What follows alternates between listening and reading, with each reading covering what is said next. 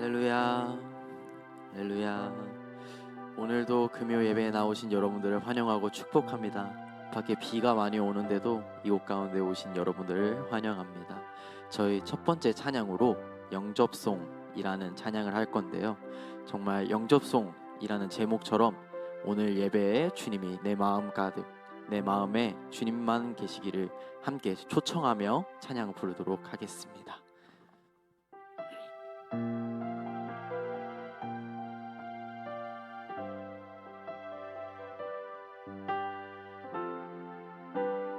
사랑해, 사랑해 예수님 나를 찾아오셔서 십자가로 대속하사 내 마음 두드리네. 오 사랑해 예수님 지금 내 맘을 엽니다. 내 안에 거하셔서 나의 생명 되소서. 사랑해, 사랑해 예수님 나를 찾아오셔서 십자가로 대속하사 내 마음 두드리네. 오 사랑해 예수님 지금 내 맘을 내 안에 거하셔서 나의 생명 되소서. 사랑해 예수님 십자가로 대속하사 내 마음 주님을 초청하겠습니다. 사랑해 예수님 지금 내 맘을 엽니다. 내 안에 거하셔서 나의 생명 되소. 다시 한번 하겠습니다. 사랑해, 사랑해 예수님 나를 찾아오셔서 십자가로 대속하사 내 마음 두드리네.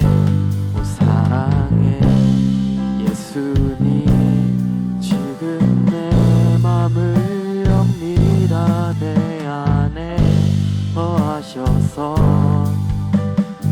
가슴에 손을 얹고 찬양하도록 하겠습니다. 사랑해 예수님 찾아오셔서 십자가로 대속하사 내 마음 두드리네. 오 사랑해 예수님 지금 내 맘을 엽니다. 내 안에 거하셔서 나의 생명 되소서. 마지막으로 하겠습니다. 사랑해, 사랑해 예수님 나를 십자가로 대속하사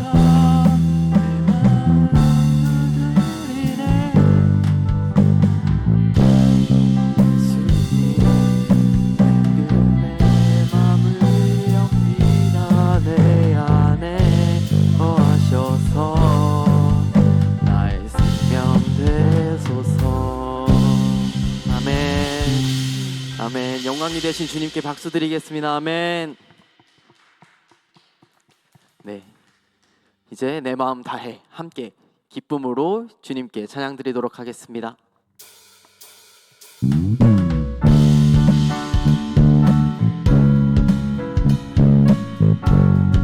마음 가운데 초청하신 예수님께 우리 마음을 다하여 찬양하도록 하겠습니다.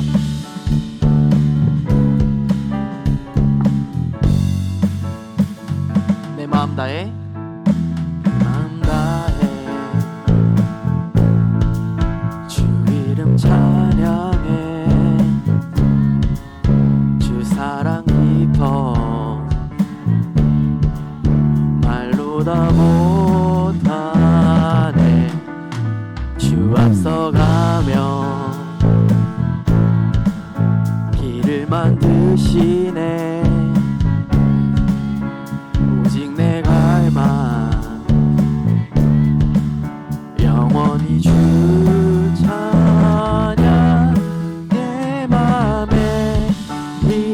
되신 주 영원한 빛이 되신 주 모든 호흡이 주의 행하심 찬양해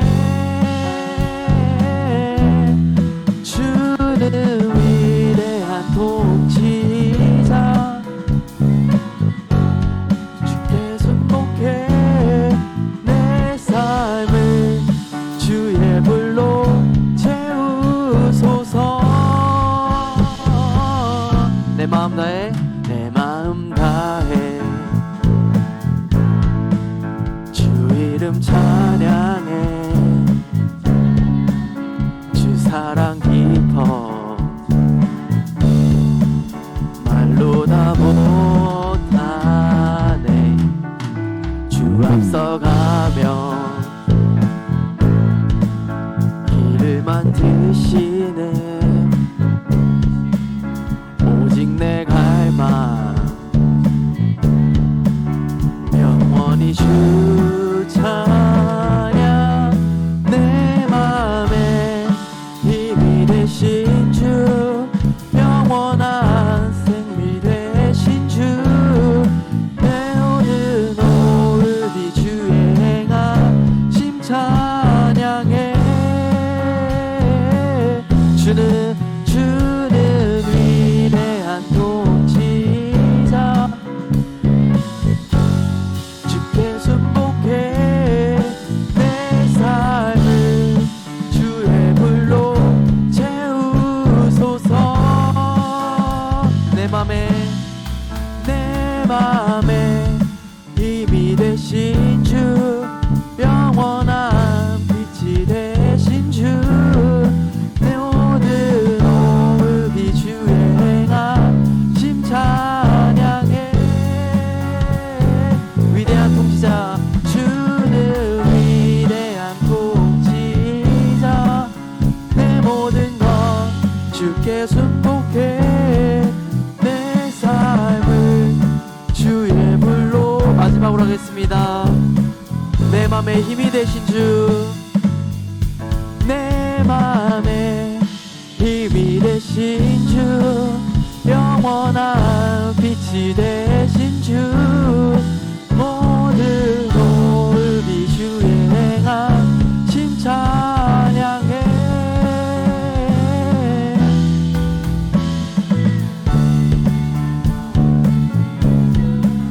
내 모든 것 주께 순복해 내 삶을 주의 불로 채우소서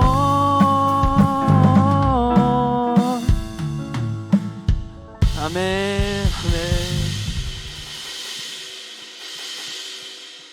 우리 이제 내 마음을 다해 찬양하였으니 우리의 마음을 가득 채우는 시간이 되겠습니다. 네, 찬양 드리시겠습니다.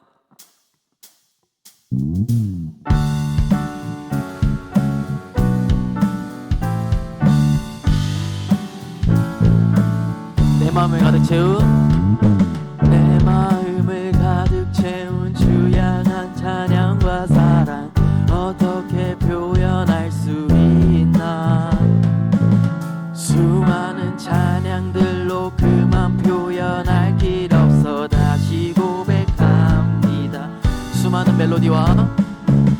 수많은 멜로디와 찬양들을 드렸지만 다시 고백하길 원하네 주님은 나의 사랑 삶의 중심 되시오니 주를 찬양합니다 주 사랑해요 주 사랑해요 온 맘 다하여 말로 다 할 수 없어 오, 주 사랑해요 찬양 받아 주소서 내 마음을 가득 채운 주 향한 찬양과 사랑 어떻게 표현할 수 있나 수많은 찬양들로 그만 표현할 길 다시 고백합니다 수많은 멜로디와 찬양들 드렸지만 다시 다시 고백하기 원하네. 주님은 나의 사랑 삶의 중심 되시오. 주를 찬양합니다. 주 사랑해요. 주 사랑해요. 온 맘 다하여 말로 다 할 수 없어. 주 사랑해요. 찬양 받아 주소서. 주님 사랑 다시 고백. 주님 사랑 다시 고백하는 새날 주시 감사해요.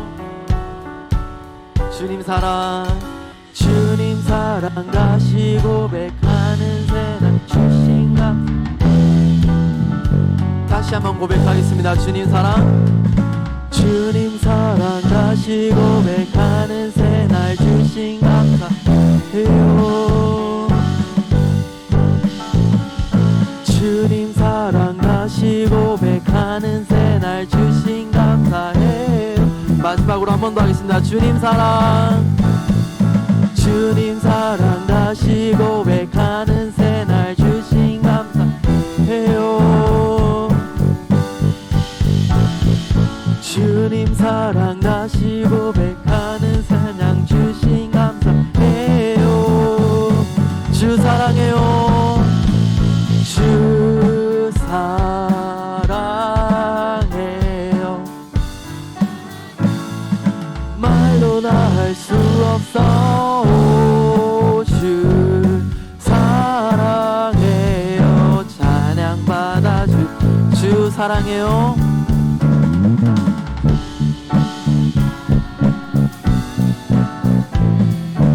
온맘 다하여 말로 다 할 수 없어. 주 사랑해요. 찬양 받아 주소. 마지막으로 하겠습니다. 주 사랑해요.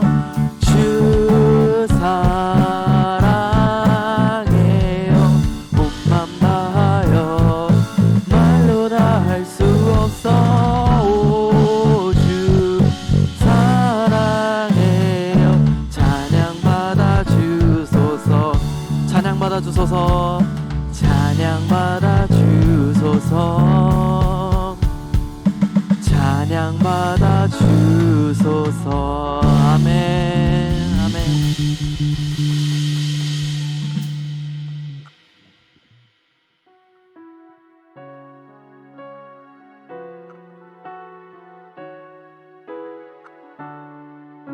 찬양 받으시기에 합당한 주님께 함께 고백하겠습니다. 주의 아름다움은 말로다 영원할 수 없고 주님의 그 놀라우심은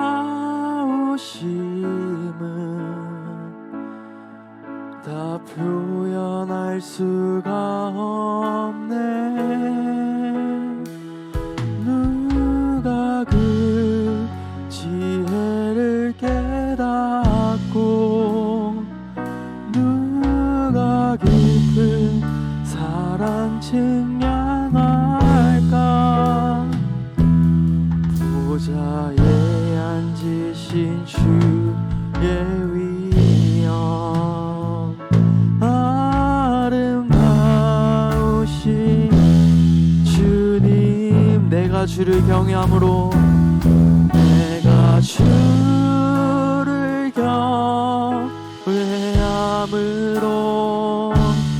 주님 앞에 홀로 섭니다. 찬양 받으시기 합당한 거룩하신 주님. 다시 한번 고백하겠습니다. 주의 아름다움은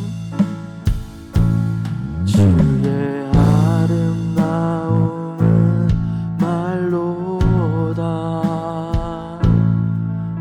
영원할 수 없고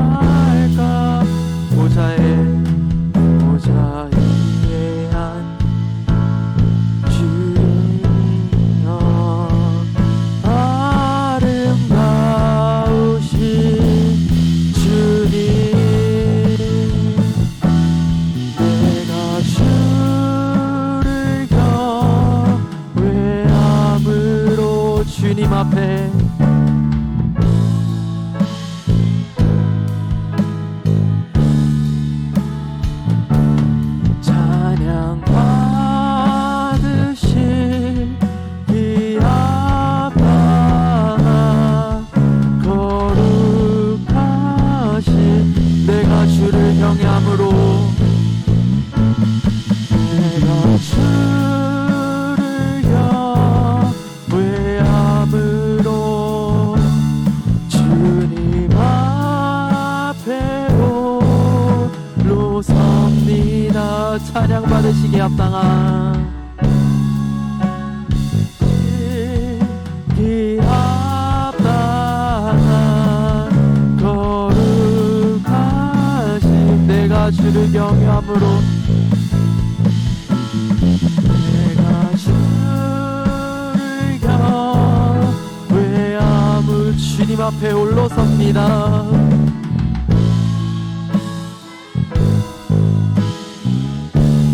찬양 받으시기에 합당한 찬양 받으시기에 합당한 가사를 고백하며 한 번 더 찬양하겠습니다. 내가 주를 경외함으로 내가 주를 경외함으로 주님 앞에 홀로 섭니다. 홀로 섭니다. 찬양 받으시기 합당한 거룩하신 주님. 찬양의 가사처럼 우리가 찬양 받으시기에 합당한 거룩하신 주님께 함께 기도하며 나가겠습니다. 우리가 주를 경외하고 주님 앞에 홀로 서며 늘 기도와 간구로 서가는 우리가 되도록 주님 함께 기도하겠습니다. 여러분 기도하겠습니다.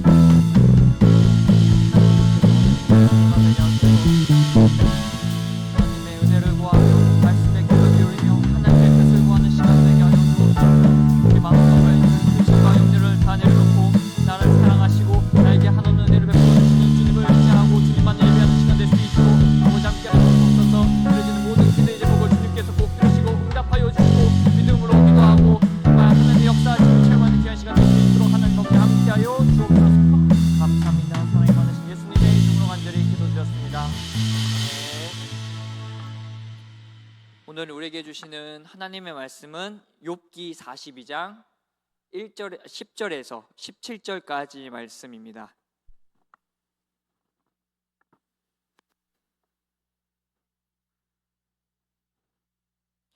욥기 42장 10절에서 17절까지 말씀을 우리 한 목소리로 받들어 읽도록 하겠습니다.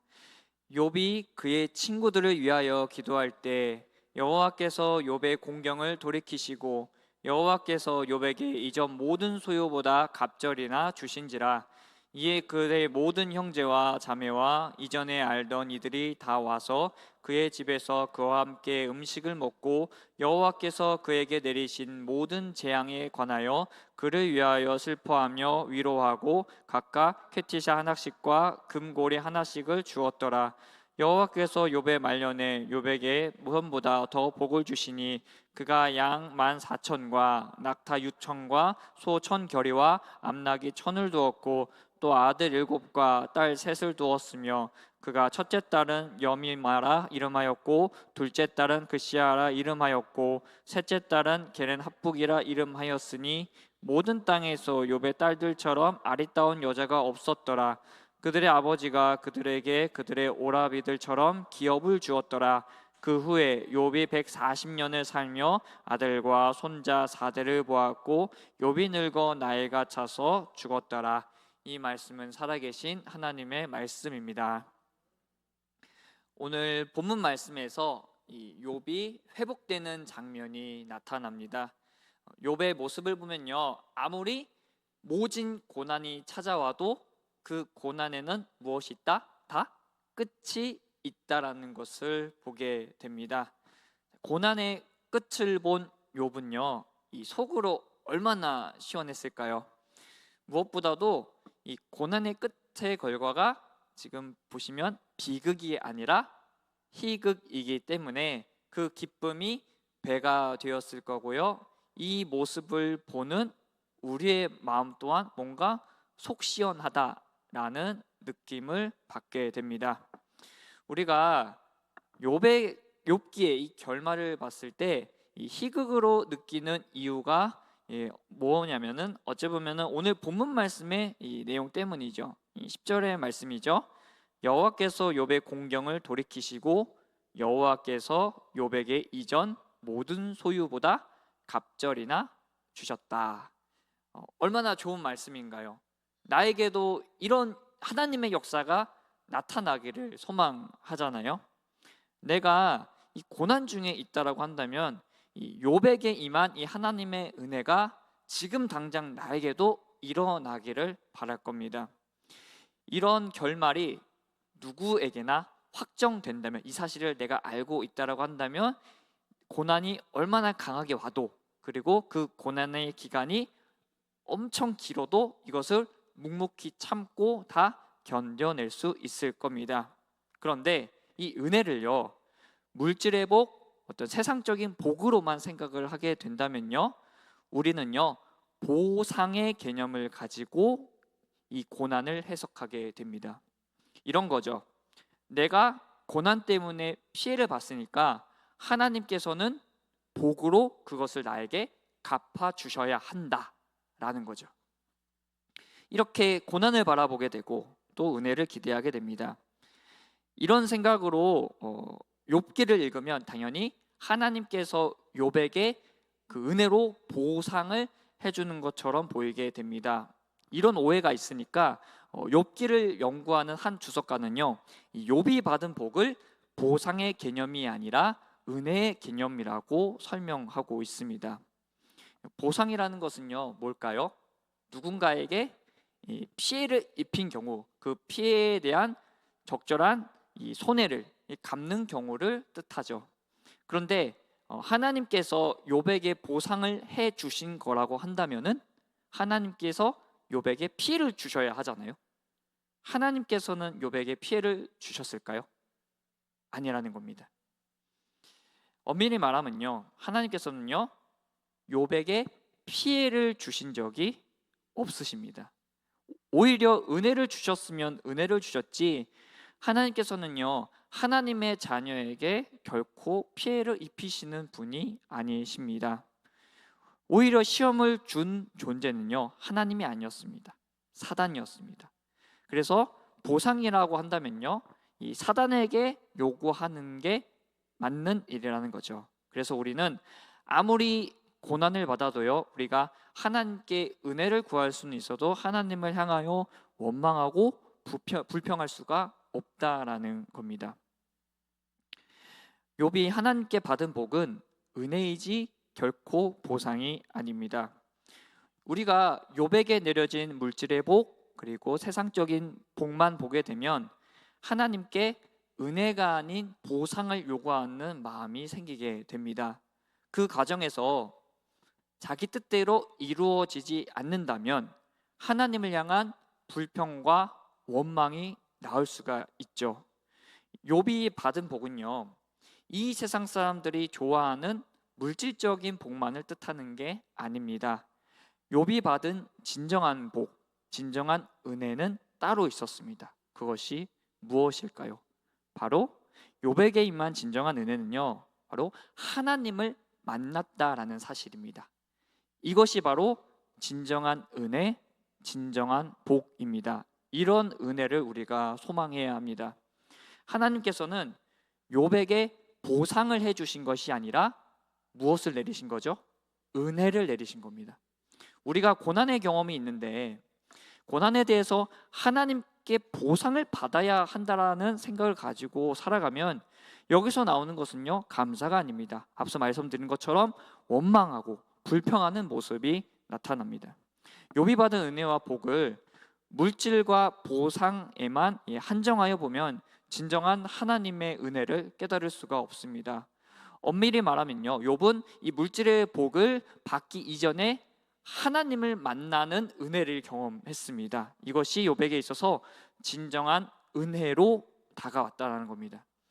우리가 이 시간에는요, 갑절의 은혜를 받은 이 욥의 모습을 통해서 진정한 하나님의 은혜를 깨닫기를 간절히 소망합니다.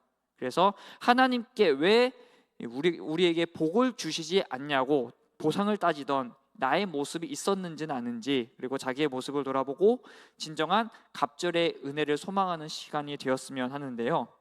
앞서 말씀드린 것처럼 이 욥이 받은 은혜는요, 물질적인 축복이 아니라 바로 하나님과의 만남입니다. 이것이 진정한 은혜입니다.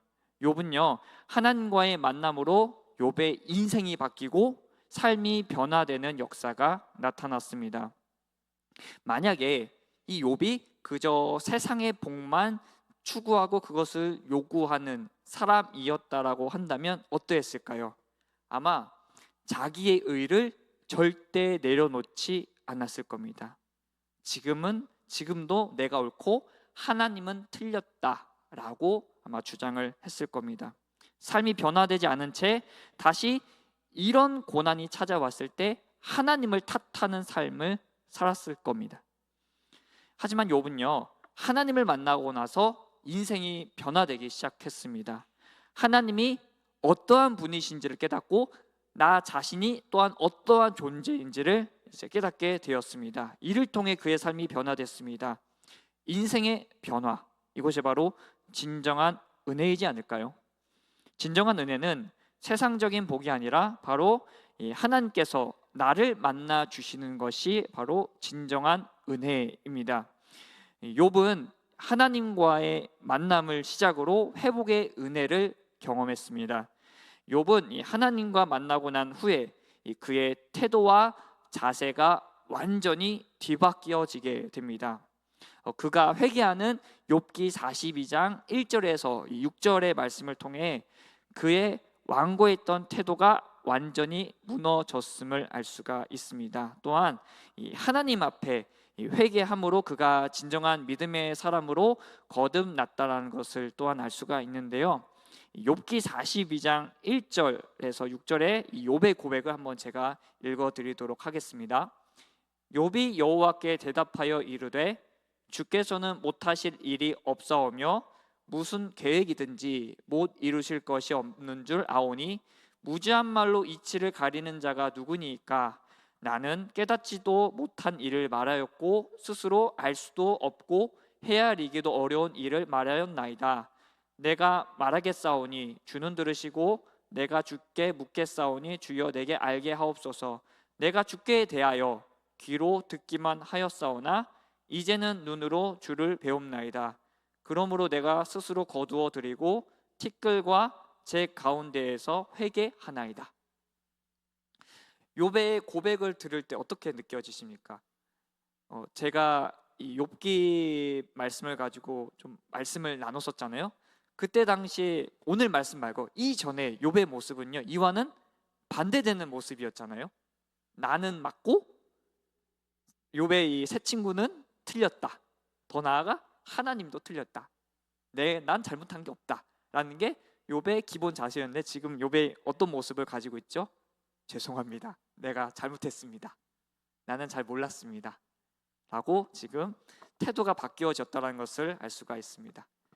은혜 받은 사람의 말로 들려지시잖아요. 사실 교회를요, 오래 다녀도 다 이런 고백이 나오는 건 아닙니다. 고난을 겪어도 욥처럼 이렇게 고백하는 사람이 있는 반면에 고난을 경험해도 하나님의 뜻을 깨달으려 하지 않고 하나님은 틀렸고 내가 옳다라고 주장하는 사람도 있습니다. 욥은 고난을 통하여 진정한 신앙인으로 성장했지만 반대의 경우 오히려 고난을 겪고 나서 신앙이 퇴보하는 사람도 있습니다. 이 차이는요, 하나님을 만나고 안 만나고의 차이입니다. 욥이 5절에서 내가 주께 대하여 귀로 듣기만 하였사오나 이제는 눈으로 주를 배웁나이다 라고 고백하는 것을 통해서 그동안 욥이 하나님을 향하여 지식적으로만 알았지만 이제는 하나님과의 만남을 통해서 하나님과 나와의 관계가 올바로 세워졌다는 것을 지금 말을 하고 있습니다. 그래서 하나님을 만나고 하나님을 알고 또한 자신이 하나님 앞에 어떠한 존재인지를 깨닫고 피조물이 이 창조주와의 관계에 대해서 깨닫는 것이 진정한 은혜라는 사실을 이 욥의 고백을 통해서 우리가 알 수가 있다라는 겁니다. 우리는 이 하나님의 은혜 없이는요 결코 이 고난의 상황을 이길 수가 없습니다. 하나님의 은혜가 꼭 필요합니다. 그런데 이 은혜는요 고난의 상황에서 벗어날 수 있는 육적인 요소, 돈, 명예, 힘, 자랑 이런 것이 아니라 바로 하나님과의 만남입니다. 하나님과의 만남은 은혜 중에 바로 최고의 은혜입니다. 말씀을 통해서, 기도를 통해서 끊임없이 하나님을 찾아야 하고요, 깨닫게 하시고 또 나를 만나 주시는 그 하나님의 때를 인내함으로 기다려야 합니다. 그래야 하나님을 만날 수가 있습니다. 그런데 하나님을 만나기를 소망하지 않고 그저 세상의 복만을 기대하는 사람은 고난의 굴레에서 절대로 벗어날 수가 없고요, 신앙도 성장하지 않습니다. 그리고 하나님께서 은혜를 주셔도 이것이 은혜인지 은혜가 아닌지 판단하지 못합니다. 그리고 더불어서 깨닫지를 못하니 감사할 수도 없겠죠. 그래서 하나님을 만난 사람이 진정 은혜 받은 사람이고요, 그리고 이런 사람이 하나님께서 주시는 부수적인 은혜들이 있잖아요. 이 욥이 누렸던 가정의 복, 물질의 복, 건강의 복 이런 것들도 잘 누리는 사람이 될 수 있다라는 겁니다. 당연히 고난도 잘 이겨낼 수 있습니다. 우리가 하나님의 은혜에 대해서 생각을 할 때 이런 세상적인 복을 생각하는 것이 아니라 바로 하나님과의 만남을 우리가 소망해야 합니다. 우리가 고난을 이길 수 있다고 당당하게 이야기할 수 있는 이유는요, 바로 하나님의 은혜가 우리에게 주어졌기 때문입니다. 하나님과의 만남, 이것이 바로 우리에게 있어서 큰 은혜입니다. 여기 계신 성도님 여러분 중에서 하나님을 인격적으로 만나신 분이 계실 겁니다. 감사하셔야 됩니다. 이미 하나님의 큰 은혜를 받으신 분들이십니다. 다 만나셨죠? 이 은혜를 누리고 계시죠? 이 은혜를 꼭 누리셔야 합니다. 그래서 이 은혜를 잃지 않고 이 은혜를 힘입어 우리가 힘있게 살아가야 합니다. 그래야 어떤 고난이 찾아와도 다 이길 수 있고, 그리고 고난 중에 하나님의 뜻을 깨달아 성숙한 그리스도인으로 우리가 성장할 수 있다라는 겁니다. 세상의 물질, 좋은 환경이 진정한 은혜가 아니라 하나님과의 만남이 나에게 있어서 진정한 은혜임을 고백하며 영적으로 힘있는 삶을 살아가시는 저와 성도님 여러분들이 되시기를 간절히 소망합니다.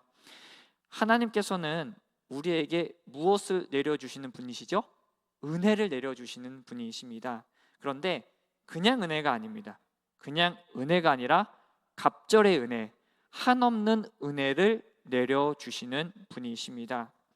악한 사단은요, 우리의 모든 것을 빼앗으려고 합니다. 하지만 하나님께서는 우리에게 은혜를 내려주시고 회복하게 하시는 전능하신 하나님 아버지 되십니다. 우리는 이 갑절의 은혜를 내려주시는 하나님을 찬양하고 의지하고 고난 중에서도 불평과 불만을 나타내는 것이 아니라 오히려 우리에게 은혜를 내려주시는 하나님께 감사하고 찬송할 수 있어야 합니다. 이런 삶을 우리가 살아가야 합니다. 갑절의 은혜를 내려주시는 하나님께서, 그 전능하신 하나님께서 바로 나의 아버지 되신다라는 겁니다. 하나님께서는 욥에게 갑절의 은혜로 그의 삶을 회복하게 하셨습니다. 10절을 보면 여호와께서 욥의 공경을 돌이키시고 여호와께서 욥에게 이전 모든 소유보다 갑절이나 주신지라 라고 말씀합니다. 욥기 1장 3절에서 이 욥이 본래 가지고 있던 그 재산에 대해서 나오는데요, 재산 목록이 나옵니다. 욥은 본래 양 7천, 낙타 3천, 소 500겨리를 가지고 이제 있었는데 욥은요 이 모든 것들을 순식간에 한순간에 다 잃어버렸습니다. 그리고 오늘 본문 말씀 12절을 보면 이 고난 당한 이후 이 욥의 말년에 이제 그의 소유가 어떤지 나오는데 양 14,000, 낙타 6,000, 소 1,000결이로 본래의 소유보다 두 배가 이제 두 배 넘게 회복되었다는 것을 이제 볼 수가 있습니다. 여기서 중요한 것은요, 물질의 양이 아닙니다. 물질의 양이 아니라 바로 하나님의 은혜가 얼마나 크신지를 여기에서 우리가 발견해야 한다라는 겁니다. 하나님께서는요, 은혜를 주실 때 제한을 둬서 주시는 분이 아니시라 한없이 주시는 분이심을 여기서 우리가 알 수 있다라는 겁니다. 하나님께서 이렇게 회복하게 해주시면 얼마나 좋을까요? 우리 성도님 여러분들도 고생을 엄청 하시다가 하나님께서 본래 소유의 두 배의 재산을 허락하신다라고 한다면 기분이 좋으실까요? 나쁘실까요?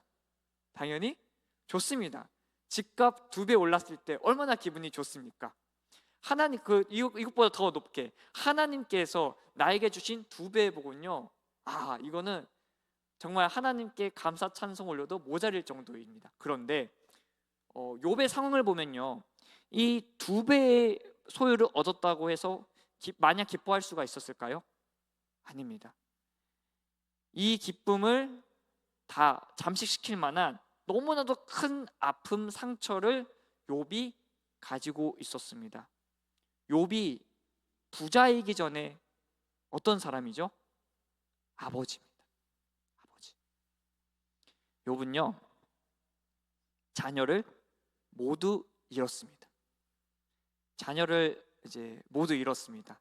그런데 내 소유의 두 배를 얻었다고 해서 좋아할 부모가 어디 있겠습니까? 아무리 하나님께서 두 배, 세 배, 10배의 이 물질의 축복을 주셔도 자녀를 잃은 이 공허한 마음은 무엇으로 채울 수가 있을까요? 그런데 하나님께서는요, 이 부분에 대해서도요, 욥의 공허한 마음을 채워주시는 은혜를 주셨습니다. 그가 잃은 자녀에 대해서도 똑같이 회복시켜 주셨는데요, 13절에 아들 7과 딸 3을 두었다고 말씀을 합니다. 그런데 14절 15절에서 참 특이한 구절이 나타납니다. 딸들에 대해서 자세히 서술하고 있습니다. 14절 15절을 다시 보시면요, 그가 첫째 딸은 여미마라 이름하였고 둘째 딸은 그시아라 이름하였고 셋째 딸은 게른 합북이라 이름하였으니 모든 땅에서 욥의 딸들처럼 아리따운 여자가 없었더라. 그들의 아버지가 그들에게 그들의 오라비들처럼 기업을 주었더라 라고 말씀합니다. 지금 상황은, 지금의 시대는 어찌 보면은 참 우리 남성분들께 참 죄송한 말씀이지만 아들보다 딸을 더 선호하는 시대를 우리가 살고 있습니다. 그래서 어떤 것을 자랑을 할 때 아들을 자랑하는 게 많을까요? 딸들을 자랑하는 게 많을까요? 그리고 만약에 아들과 딸 있다라고 한다면 누구 자랑 먼저 할까요? 제가 아들이 있지만은 만약에 제가 딸이 있다, 오늘 자고 있겠죠? 안 듣겠죠? 아마 그래도 딸을 좀 자랑하는 그런 게 좀 있을 것 같습니다. 그래서 우리 여학생들 자신감을 가십시오. 아버지에게 정말 자랑스러운 따님입니다. 아시겠죠? 그런데 이 당시는요, 그렇지 못했다라는 겁니다. 이 당시는 어떤 시대죠? 바로 가부장적인 사회 구조입니다. 그래서 이 아들이 아닌 여성에 대해서 이렇게 서술을 하는 건 굉장히 이례적인 일이라고 합니다. 이런 상황에서 딸들에 대해서 자세히 거론을 하고, 그리고 거론을 한 것만 아니죠. 무엇을 줬다고 말씀을 하죠? 딸들에게 기업을 줬습니다. 이 딸들에게 기업을 주었다라는 것은 욥이 현재 누리고 있는 이 행복이 자녀를 잃은 슬픔을 완전히 다 덮었다라는 것을 의미합니다. 엄청난 은혜이죠. 엄청난 은혜입니다. 또한 17절에서 욥은 늙어 나이가 차서 죽었다고 하는데요, 이 하나님께서 정하신 이 삶의 기한을 다 채우고, 다 채운 게 아니라 하나님께서 허락하신 그 축복된 삶을 다 살다 죽었음을 알 수가 있습니다. 욥은 고난으로 인한 모든 슬픔을 극복하고 인간이 가장 원하는 축복된 삶의 모습을 다 누리고 평안히 이 땅의 삶을 마무리했습니다. 이 모든 것은요, 전적인 하나님의 은혜였습니다. 욥이 받은 축복의 내용을 통해 하나님의 은혜가 어떤 은혜인지 알 수 있습니다. 이 은혜는요, 한량없는 은혜입니다. 제한적인 은혜가 아닙니다. 그리고 하나님께서는 인간처럼 마음 쓰는 폭이 좁으신 분이 아니라 고난의 아픔을 다 상쇄시키고도 남을 만큼 은혜를 부어주시는 은혜의 하나님이시라는 것을 우리가 이 욥이 받은 복의 모습을 통해서 우리가 알 수가 있습니다. 그래서 은혜를 주시는 하나님께 원망하고 불평하고 하나님께서 주신 은혜에 감사하지 못하고 하나님을 향하여 평가하는 것은 믿는 그리스도인으로서 지양해야 되는, 아니요, 하지 말아야 할 모습이라는 겁니다. 고난 중에 우리는요, 얼마나 많은 불평을 하고 있을까요? 하나님과의 만남을 기대하지 않고 오직 나에게 좋은 환경이 나타나기를 기대하고, 하나님께서 분명히 그 상황에 맞는 은혜를 내려주셨음에도 이를 감사하지 못하고 하나님께, 하나님 왜 이거밖에 안 주셨어요? 왜 이거밖에 해결해 주지 않으셨어요? 라고 불평만 하는 모습이 나의 모습인지 아닌지 우리가 돌아보아야 한다는 겁니다. 저도 돌이켜보면요, 고난의 상황에서 분명히 하나님께서 은혜를 주셨거든요. 지금 생각해보면요. 그런데 그 당시는요, 왜 이리 불평을 많이 했을까요?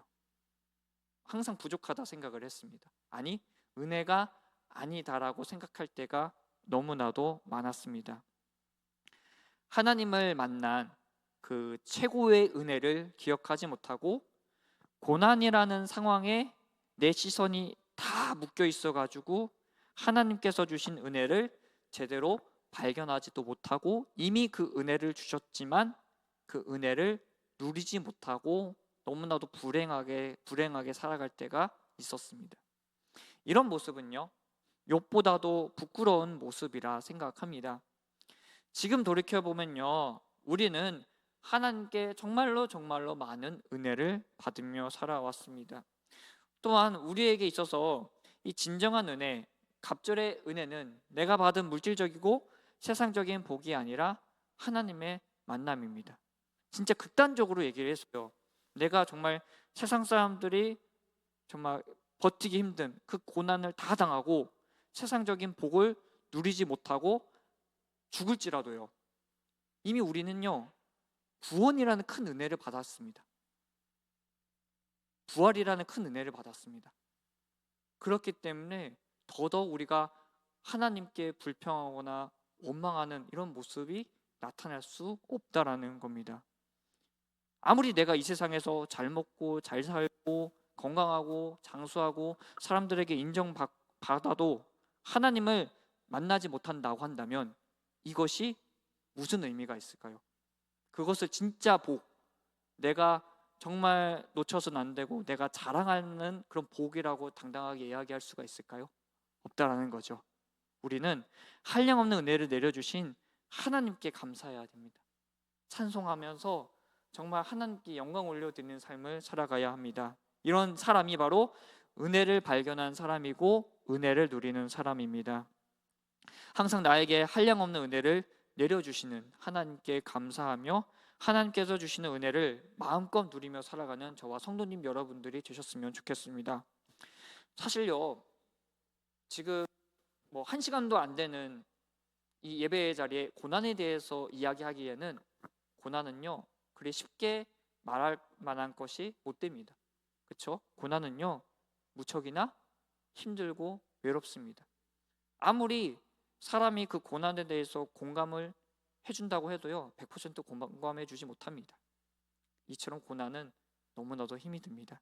하지만 이 괴롭고도 힘든 이 고난의 상황이 찾아와도 우리가 능히 이길 수 있는 이유는요, 바로 은혜의 하나님께서 나와 함께 하시기 때문입니다. 이 사실 하나 때문에 우리가 고난을 당당하게 이길 수 있다고 용기를 낼 수가 있다는 겁니다. 육신의 복이 다가 아닙니다. 하나님께서 나와 함께 하시는 것이 바로 진정한 복입니다. 지금도 내가 하나님께 예배할 수 있는 것은요, 하나님의 은혜가 있기 때문에 가능한 겁니다. 욥이 고난 가운데 신음하고 있을 때 하나님께서는요, 외면하지 않으셨습니다. 그 순간에도 욥을 지켜보고 계셨습니다.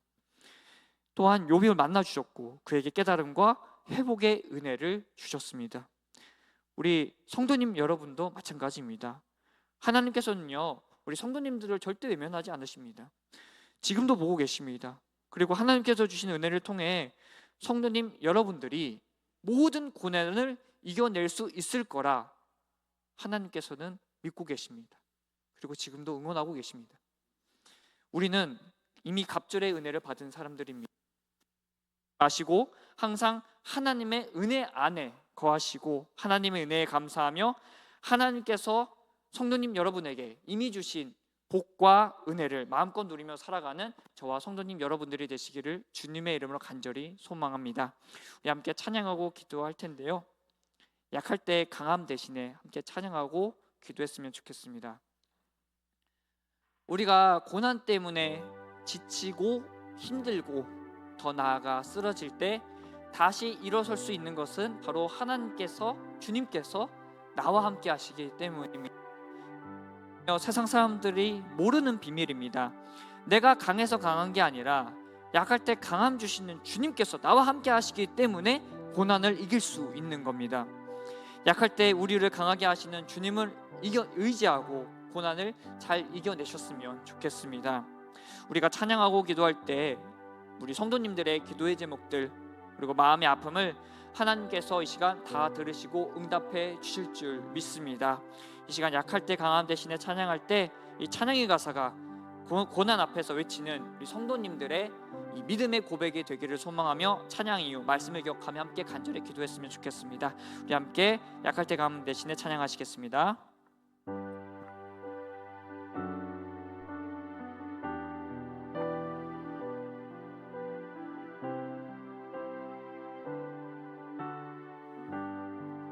약할 때 강함 대신에, 약할 때 강함 대신에 나의 보배가 되신 주 나의 모든 것,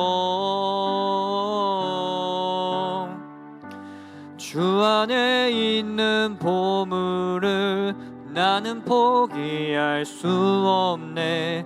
주 안의 모든 것, 예수 어린 양, 예수 어린 양 존귀한 이름,